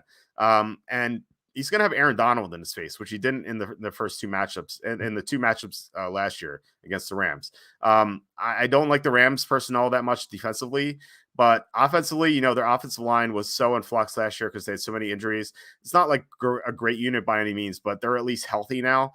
And Stafford is going to have Higbee at his disposal. He never even had Van Jefferson at his disposal last year because the two never played together at the same time because they were both injured at various points. So I think like Stafford being healthy, the line being healthy, and Seattle's defense still being bad as far as I'm concerned. I think that I just think that the Rams are an easy side to me. We get 4 of the 6 key numbers. I actually bet the Rams at 6.5 earlier in the summer, and kind of disappointed the Sharps brought it down to 5.5 ahead of the Super Contest lines, because I definitely want the Rams. I'm still going to take the Rams at 5.5 in the Super Contest. But yeah, I don't think this garbage Seattle team should be favored by more than 3 against anyone except for Arizona. Yeah, I just look at this Rams defense. I just don't have much confidence in it. Like their secondary looks particularly bad to me. Like who is their top cornerback there? Like they have Akello Witherspoon, Darian Kendrick, and Kobe Durant. And there's some young guys. They have Duke Shelley, who I like, but I think they just scooped him off from wherever he was previously. So I'm just really not big on their back seven at all. So I'm anticipating that the Seahawks will score a lot in this game. But you could be right. I might be underestimating the Rams' offense here when considering how they did last year. But I still don't want to back the Rams here. Maybe you can convince me by the time we do our Friday night call to discuss our Super Contest picks. But I'm going to stick with the Seahawks for now. But I see your case with the Rams at least. Like I hadn't been thinking about how they did against Seattle when they were banged up. I guess it wasn't in my head that Matthew Stafford was out for so many of those games. Yeah, I think you make a good point about the Rams defense. Like they have a lot of question marks, but I think something, and I've heard that opinion by a lot of people. I think something to consider though is that the Rams are just so well coached. Like not only Sean McVay, he's offense obviously, but still they have Raheem Morris as well, and Raheem Morris is a really good defensive coach. So I think like he could get a lot out of these players as well. And some of these guys who we just don't know their names yet, you know, by this time next year, we're like, oh, this guy's pretty good. This guy's pretty good. You know, like good coaches can get a lot out of like mediocre talent. And so I think the Rams might have some diamonds in the rough that we just don't know about. I'm concerned about their depth. So like if they start suffering injuries, then that's going to be the concern. But I think like some of these starters could be better than people think.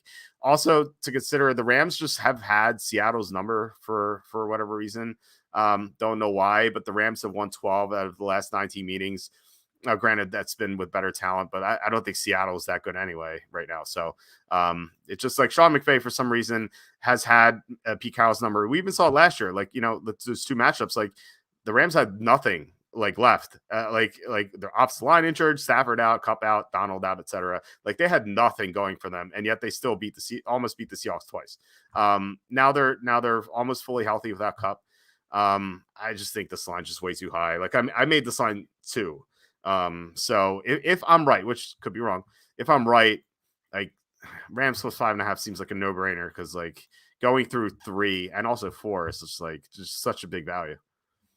Yeah, no, you're probably convinced me maybe not to bet on it, but I don't like being on opposite sides when we're betting on things unless I'm really confident in something. So I'm going to dive in more to this one in my research and see if I can find a reason. But I do remember Jeff Fisher's teams weirdly, like randomly almost beating the Seahawks too often when the Seahawks were really good too. So I think you might be onto something about the Rams having their number. Yeah, and the Rams, it seemed like always like Jared Goff would always have these great performances against Seattle too. Like it just seemed like and if Seattle beat the Rams, it was like by 3. Like it was always lopsided in the Rams' favor. And like I said before, those are better Rams teams, but we saw last year. So I'm just going in circles right now. But let's go to the Sunday night game. We have Cowboys at Giants. This line was Cowboys minus 3.5. That's what it opened at. It's still minus 3.5. So who do you like here? Yeah, I like the Giants here. I think that this is a classic. It's a plus 3.5 number, and there's no defining edge that the Cowboys have that would make me say, oh yeah, they definitely deserve to be 3.5 point favorites as opposed to 3 years. So that's kind of my main logic here. If you look at it, you might say like, oh, Dak Prescott is 11-3 straight up against the Giants since he debuted in 2016, or the Cowboys are 11-3 in those games. He hasn't played all of them. So that might point some towards being, oh, the Cowboys are the right side. They kind of have the Giants number. But I think that Daniel Jones being in the second year with Brian Daboll is going to help them out in this one. I also think that just generally speaking, that offense is going to be better because the offensive line is upgraded. They actually have some legitimate receivers now. They still don't have a number one guy, but Isaiah Hodgins is with the team. He wasn't at the beginning of last year, so he's been there almost a full year now. Paris Campbell joined the team. Jalen Hyatt looked good in the preseason. So they can mix and match the weapons that they have, and Darren Waller is going to make a huge difference for Daniel Jones on that side of the ball. Now, defensively, this is where it gets a little bit trickier because I think the Cowboys can probably take advantage of the weakness of the Giants' defense, which is in their secondary, where they're just a bit younger and don't have that bona fide cornerback talent. They have Dory Jackson, but Deion Banks is going to be playing a big role as a first-round rookie, and he's a great athlete, but we just don't know what to expect out of him just yet. So I think that the Cowboys can score on the Giants, but I think the Giants are going to be able to score enough on the Cowboys to kind of make this happen. And Dak Prescott has been prone to turnovers too. So I think in a close game where a turnover could end up deciding it, I'd rather take the 3.5-point underdog here. So I'm going to go with the Giants for probably 2 units in this one. As you guys all know, if it's a primetime game, I have trouble not betting it because these are the games I get to relax and watch for the most part. So I'll probably be on the Giants in this one. What's your take on this one? Yeah, I like the Giants as well. You're talking about how like Dallas could take advantage of the Giants secondary, but then my immediate thought was like Mike McCarthy saying like as soon as Kellen Moore left, he's like, yeah, we're gonna run the ball. Whereas like for some reason he still thinks it's 1995, and like I see them like running the ball like 40 times in this game and just like not doing much because the Giants are better against the run than the pass. And like Tony Pollard is like someone you want to get in space anyway and not just like slam in the middle in between the tackles. So I just can't back a Mike McCarthy team at -3.5 against like a good opponent that is like the Giants are not as good as the Cowboys, but they're not that much worse. Like I think they're pretty close. I think the Giants are a pretty underrated team. Daniel Jones gets a lot of flack. I think for no good reason. Like he really struggled to start his career, but he had some atrocious offensive line play. He had some horrible coaching. He had no weapons. Barkley was out for 2 years basically with the torn ACL. Now everything has changed. Like he has good coaching. He has like better blocking now, which like could really improve if Evan Neal takes the next step. And John Michael Schmitz, the center, plays well. Is Darren Waller, as you mentioned, Jalen Hyatt. His receivers aren't amazing or anything, but like he has like legitimate talent like there for the first time. So I think that the Giants can compete with the Cowboys. I think they could win this game outright. I made this line Cowboys -1.5. So I definitely think it's on the wrong side of 3. And if I'm right about -1.5, the marginal difference between 3.5 and 1.5 is 11.1%. So that I had that example earlier. Like imagine handicapping at 50% and imagine handicapping at 61.1%. Like that's the difference between that. Like if as like assuming my line, my read on these two teams is correct, which I think it is. Like who knows? It could be wrong, but I think it is. So I like the Giants quite a bit here. I'm like 2 units, maybe 3 here. Yeah, I'm glad we're on the same page with this one. It just seems like the number is right, and it's classic trying to get the Cowboys fans to bet on the Cowboys in a spot where they can point to the fact and say, hey, we've dominated the Giants in recent years. We should win this one. So I kind of think that's what's at play here. And I think this is most likely a field goal game either way. So why not take the +3.5 here? Yeah, for sure. All right. Big Monday night game. Everyone's looking forward to this. Bills at Jets. It's Aaron Rodgers' debut. A lot going on here. It's the anniversary of 9/11. I feel like the ratings for this game are just gonna be enormous. So who do you like here? Yeah, it's going to be a huge game. I like the Jets here at +2.5. I know a lot of people will say Aaron Rodgers hasn't proven anything. He still probably needs time to get into a rhythm with his receivers, but I think he's going to be so motivated to do well outside of Green Bay. And he clearly wasn't as motivated as usual last year. He's going off back-to-back MVP campaigns. He had lost Nathaniel Hackett, who he really liked. And now he's coming off a year where he had a down year. The Packers missed the playoffs. He's with a new team. He's got Hackett back. He's got some of his guys with him. I think he's going to be super motivated to prove himself. This is a massive stage. It's New York at home against one of the best teams in the AFC, a divisional rival. And I think he's going to be amped up to try to kind of take them down. And if you look at the Jets defense too, the Jets defense is pretty amazing. And they were really good against Josh Allen and the Bills last year. The Bills scored 17 and 20 points in their 2 games against the Jets. And the Jets, I think, went 1-1 in those games, and they only lost one of them because Zach Wilson, I think, played quarterback, and they scored 12 points. So if Aaron Rodgers just avoids mistakes, sacks, and interceptions,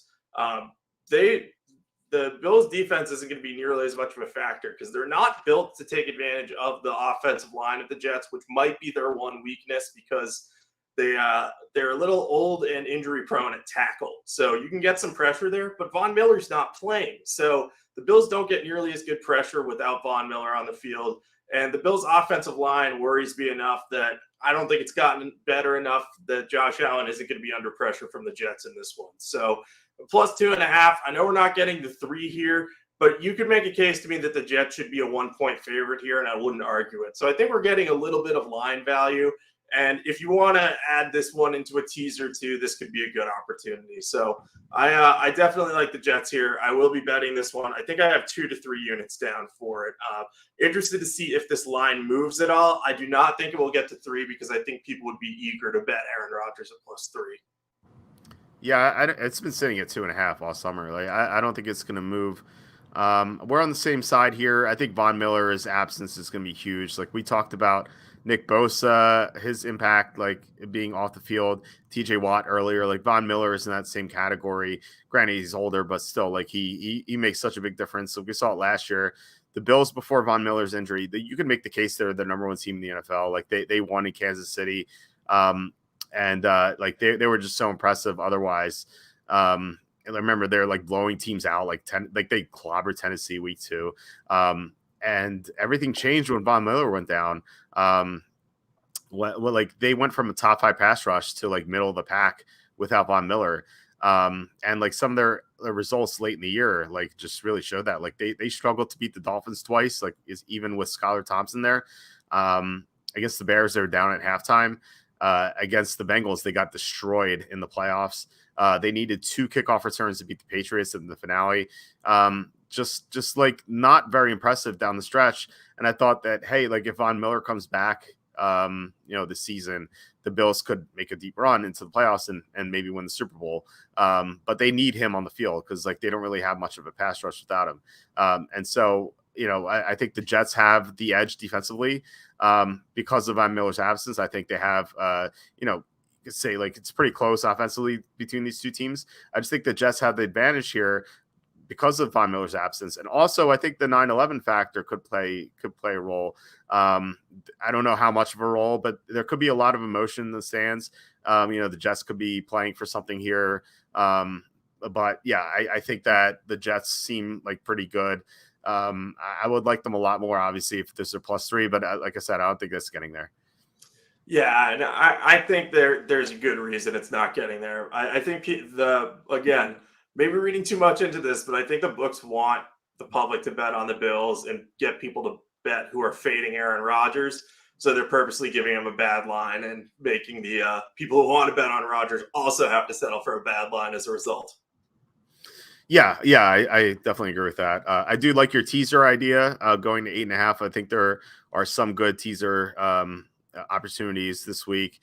You mentioned the Browns earlier. That's one really good one. You mentioned one other one. I think it was the Steelers, right?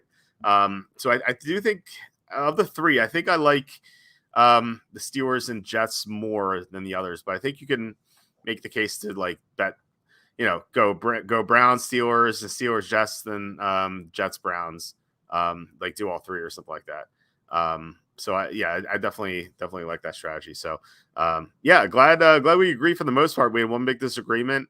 I think we had 3 minor disagreements, if I remember correctly. So 12 out of 16 is not bad. Yeah, especially for week 1. We're still learning a lot about teams. We're operating more on theory than fact at this point. So we're soon going to have a lot more of that hard data to kind of break down. And I think there's a lot on this slate that I like. There's a lot that we agree on. So I think we're going to have a pretty good week overall. Yeah, I think so too. Hopefully we get that 5-0 in week 1 in the SuperContest that we were talking about earlier. That's it for this week. Survivor pick. I almost forgot. So I think didn't we do two things at the end? We did teaser, so we talked about the teasers. Survivor. I don't know if you're prepared to do Survivor, so I don't know if you're going to look, but right now, I have a Survivor advice page on the site. It's on the homepage that you can access. Hopefully, the site was just so slow all day. It's I don't know. It's same error from the draft. It's so frustrating. But anyway, if you can access the homepage, the Survivor advice is there. I'm going with the Redskins. I'm using kind of stealing Whistles Go Woo, I think his name is. This guy is a University of Connecticut professor who's a DFS like millionaire, or I don't know. I assume he's a millionaire on DFS, but he published this article saying that he likes to do like a 9-week look ahead for Survivor. So it's like weeks 1 through 9. In week 1 he'll like look at weeks 1 through 9 and plot out what he's going to do, and then the next week he'll reevaluate. He'll go from like week 2 to 10 and just like do it that way to kind of have like a plan. He doesn't want to go the whole season because a lot changes, but he said that like 9 weeks is enough. So I was looking at it, and I think that it should be either Redskins or Ravens. And like there's a good opportunity with the Ravens, I believe, in week 8 against the Cardinals. So it was, and like I didn't really see anything else for the Redskins. So Redskins is my Survivor pick. They should be able to beat Arizona. Maybe they don't cover the spread, but I'd be pretty shocked if they lose to the Cardinals. So who do you like in Survivor? Yeah, I'm going to go with the Ravens because I think they're just slightly safer than Washington. And I've burned myself by taking unsafe teams in week 1 before because I'm like, oh, I'll take an unsafe team in week 1. Did that when I was young, and I was like, why did I do that? That was a terrible idea. You end up sweating these games out. I don't think that Washington you're going to be sweating it out, but I think that might be a little uncomfortable for at least part of it. And I think the Ravens are probably going to blow out the Texans. So I'm going to go with the Ravens, but I think probably if you're looking ahead, going with Washington there is probably a good pick too. I think those are the 2 easiest ones this week. Yeah, it looks like our site is finally like not super slow, which is while we were recording, I had like 20 texts on my phone from our guys running the site. So maybe they figured out the problem. But here is it, like on the main page, you can find this Survivor picks and strategy. I have this 9-week this 9-week plan. And so like you see like Redskins here. I don't think Redskins are not featured at any other point. So whereas the Ravens, you can go Ravens here. You can also go Ravens week 3 against Colts, or you can go Ravens week 8 against Cardinals. Like there's just more opportunities here. But you are right though. Like the Ravens are safer. But who knows? Maybe the Texans surprise people. But my trap game is Minnesota against Tampa. Minnesota's 6-point favorite, and as we talked about, Tampa could pull the upset. Sorry, Matthieson. So Jacob, do you have anything to plug? I do want to say that Matthieson is asking if I am doing a Survivor pool. I did remember to sign up for one this year. So this year, hopefully I won't lose in week 1. Last year I was alive for like 10 weeks. I'm like, I don't even have a pool for this, but I am in one. So that's good. Follow me on Twitter at Jacob Camenker. I've been tweeting my thoughts about NFL and college football in recent days. You can see my offensive line rankings are on my Twitter page. We also have the Sporting News, I think, all preseason team. I don't know if I posted my all breakout team, but projecting who at each position is going to be the big breakout guys we're going to be talking about this year. So that is live up on sportingnews.com too. So you can check out all my work over there. I will be sharing plenty more of my thoughts on the NFL as the season arrives. And I'll be posting my picks starting on Thursday on Twitter. So, follow along with what I'm doing there. If I have any pick changes, I will announce them there. They might not come in until Saturday or Sunday. So if you're waiting to lock in, just wait till that point. But you can expect those on Saturdays, Sundays, before the main slate, and Sunday nights and Monday nights going forward. So, yeah, can't believe football season's here, but let's have some fun and let's hopefully make some money. Yeah, officially it is Wednesday on the East Coast. So, yeah, we only have one more day really to wait for real NFL action, which is kind of insane. I'm at walterfootball.com. We have tons of content, as you can see here now that the site's actually loading. We have a Survivor pool for free entry. cash prizes. So make sure you sign up for that. We have overrated, underrated teams. We have a ton of fantasy content if your draft hasn't happened yet. Otherwise, we have draft content from Charlie, his mock draft this year, a stock report that he posted. We have NFL mock draft database. As you can see, we have like a billion links here. So we have a ton of content on the site. We're going to have more content as well on the After Dark show this week. Not quite sure what the schedule is going to be yet, but there will be a Saturday show to make up for, the Monday and Thursday games, the Thursday nights where like it's going to be tough to do a show without because of the game going on. So we're gonna do a Saturday show with like Saturday notes and like whatnot to prepare for the game, the Sunday games. But yeah, please hit like, subscribe, comment below, share this video, visit the link in the description for the merch store. All that would mean a lot to us. Jacob, it was great to do this week 1 picks podcast with you. I can't wait for next week already. And hopefully we both do well this week and our combined entry goes 5-0. Yeah, here's hoping, man. Just glad that the season's back, and I think we're going to do well. Yeah, I think so too. So, yeah, I will talk to you later. All right.